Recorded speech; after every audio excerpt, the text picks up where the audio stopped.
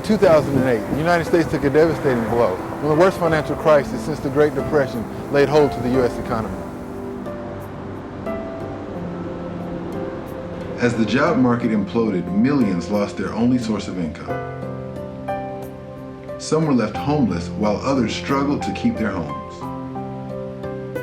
New construction stopped and homes were left vacant. Foreclosures were almost as common as for sale signs.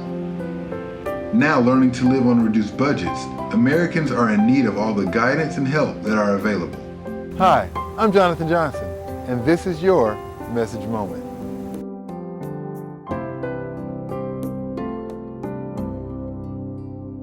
Melissa, we're so glad to have you here with us today. Thank you for being here with us. Thank you for having me.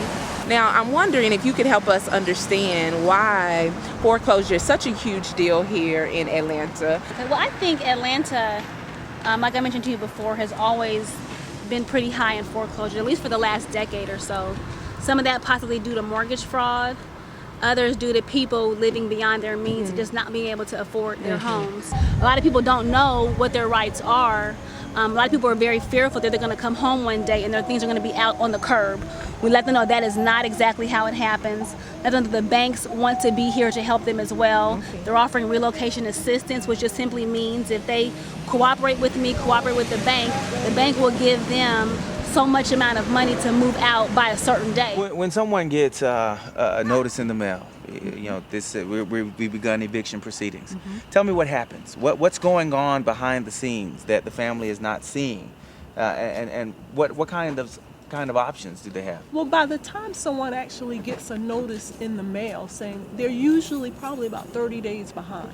Before then, some things should have been done. For example, some options are refinancing, which is not always easy if you're already having difficulty and you're behind in the mortgage payment. Usually the credit is affected and won't allow you to refinance. Some other options are try modification before you get to that point. Maybe reinstatement if funds are there to reinstate the loan. Then bankruptcy is always the last option that can be chosen. However, by the time you're being evicted, it's too late for that as well because the foreclosure has already happened. Is there any other advice, any other thing we should know about from a law enforcement perspective about foreclosure specifically? We have kids, we have homes, we have bills, and some of the same financial difficulties that everyday citizens are faced with, we face also. So if you are in the midst of an eviction, we're not your enemy. We're basically just doing our jobs.